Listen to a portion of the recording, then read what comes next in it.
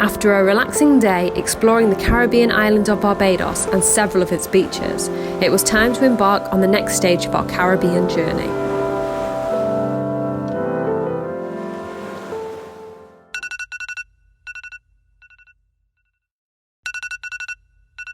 Good morning. Today is leaving day for Barbados, so I'm here having my breakfast. We got up at 6 AM today because our plane is at 9:30, so it's quite an early flight, and it was too early for breakfast, so we had breakfast delivered to our room last night to make sure we still ate before we got on the plane. So I've got some cereal and some yogurt, and we also have some fruit, bananas, and we're just making up a tea. It's actually not a bad day to be leaving because it is super overcast out there and really windy. Well, it might make a bumpy flight, so we'll see if it's a good or bad day to be leaving. Breeze up Barbados.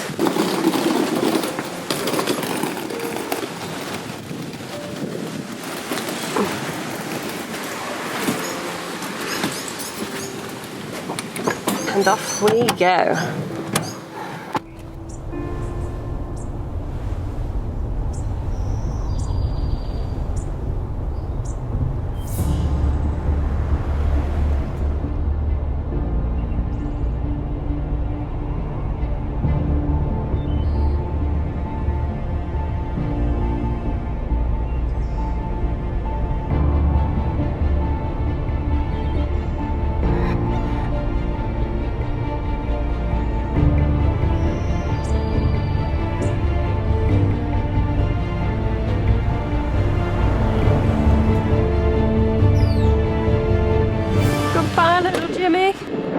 Gonna miss you. Beautiful car. Okay, now we're gonna drop off his keys. Early this morning, Tropical Storm Karen formed just east of the Windward Islands. Gray clouds darken the skies and winds gained strength as the storm approached earlier in the day. Karen was named a tropical storm on Sunday morning, but and there have been tropical storm watches and warnings posted for some of those southern islands. Once we had successfully passed through airport security, we learned that a tropical storm was passing, responsible for the strong winds and rain we had seen earlier. After an hour of waiting, we were then informed that all flights in and out of Barbados were cancelled as a result of the storm. We were stranded, with no car and no place to stay. Fortunately, our hotel for the past 2 nights had a room spare for the night, so we were able to grab a taxi and journey back, giving us refuge for 24 hours. Wow, look at those waves. We also managed to book seats on tomorrow's flight at the same time, but there was no guarantee that the storm would have passed at that point or not. We had no idea how long we'd be stranded for, and every extra day was digging a deeper hole in our wallets. We were stressed and deflated. Waiting in limbo with no idea when the storm would pass was an uncomfortable place to be. We could only pray that the weather would be better the following day.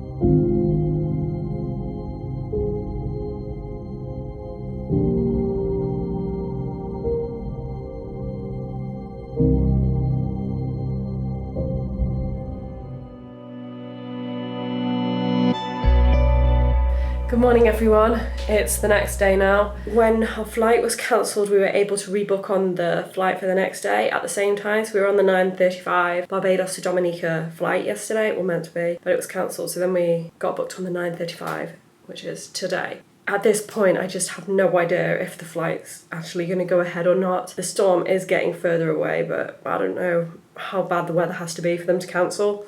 So I'm a bit nervous right now.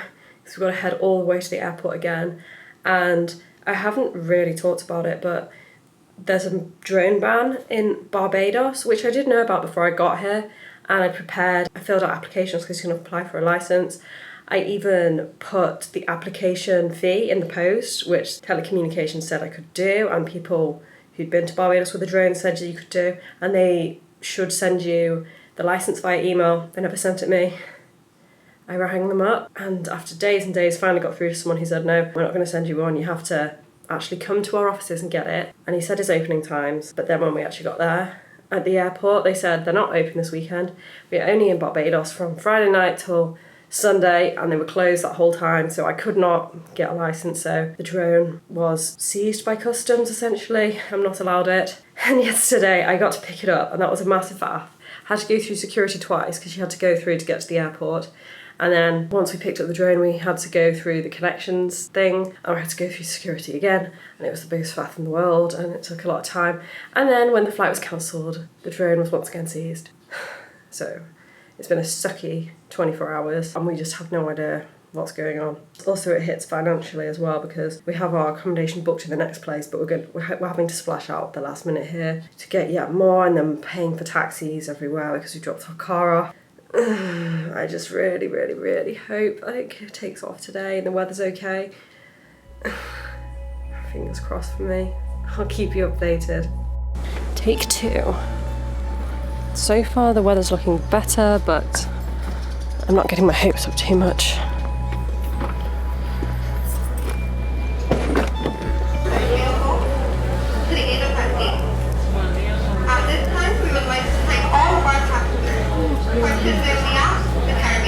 We're at the airport now, but our flight has been delayed. Fingers crossed. It's going to be an update at 10, so let's hope it goes. I was over the moon when an announcement called for us to board our flight. We were going to Dominica. How are we? 6 C&D. Flight time will be 50 minutes at a cruising altitude of 16,000 feet. For the most part of the flight, generally good conditions, just a few scattered layers as we climb out. Bit of rain for all report over at Douglas Charles. Hopefully upon arrival there, most of the weather will have moved towards west of the airport. We'll keep you posted as we progress in flight. If you're on the left-hand side of the aircraft, cloud cover permitted, views of St. Lucia, followed by Martinique. And as we start with ascent, the southwestern shoreline, southeastern shoreline of Dominica comes into view. Ladies and gentlemen, welcome to Dominica. We've just landed at Douglas Charles Airport. The local time is 16 minutes past the hour of 11. In the interest of safety, please remain seated with your seatbelt securely fastened until the aircraft has come to a complete stop and the seatbelt sign on the panel above your head has been switched off. Flight number 302 terminates here in Dominica. On behalf of this present flight crew, it's been a pleasure having you on board. We do look forward to serving you again in the not-too-distant future. Thank you very much. At the airport, we met a taxi driver holding my name up on a sign. It was a confusing situation, as we were initially meant to be picking up our rental car directly from the airport. However, as our arrival had been delayed by 24 hours, this was no longer possible, and it appeared the rental company had booked us a taxi to their offices instead. Their offices were located just outside the capital of Roseau, which made for a lengthy drive across the island.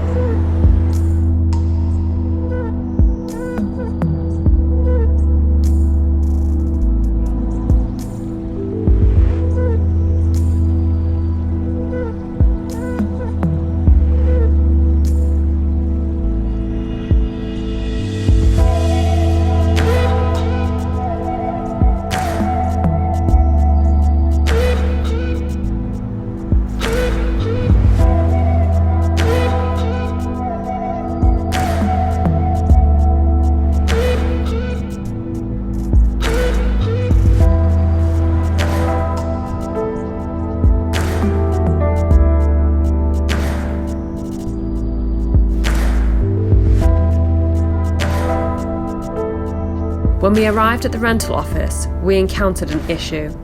I hadn't had a chance to get any cash out at the airport, and we needed to pay cash for the taxi. It looks pretty solid. Yeah, it looks pretty solid. Yeah. There's about quarter tank, so you just put some gas in. Okay, yeah. Had I realised that the man holding my name on the sign was a taxi driver rather than the car rental company, I certainly would have sought out a cash machine. The flight cancellation had been a massive headache for us, and we were still suffering the consequences. The taxi driver seemed to know the rental company, so agreed to pick up the payment later, but in the meantime we'd have to follow the car rental receptionist around town looking for a cash machine. This was easier said than done. The first cash machine failed on all our cards, blocked by security measures. The next bank refused to withdraw money from our cards as they were chip and pin cards.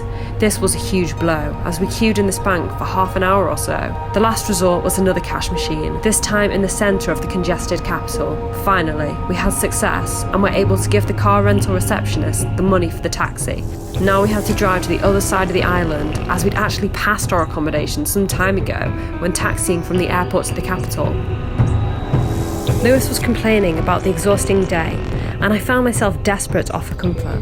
The stressful part is over, I said hopefully. We're in Dominica safely now, and with our rental car. What else could possibly go wrong? A sign for our accommodation took us from the main road down a narrow trail carved into the dense forest. I had never seen a track like it before, and was immensely grateful that our rental car was a sturdy 4x4. There's a river crossing. Is it safe to get across? Yeah.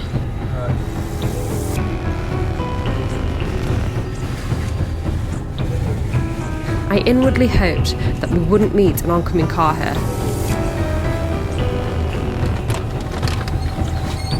We've never seen a road like this. It's actually insane.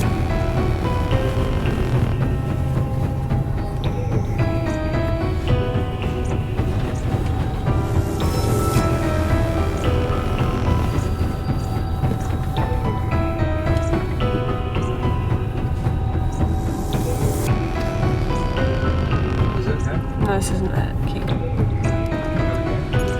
Just follow the road. Yeah.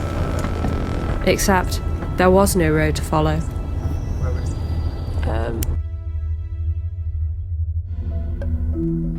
You have to just trust yourself and enjoy it.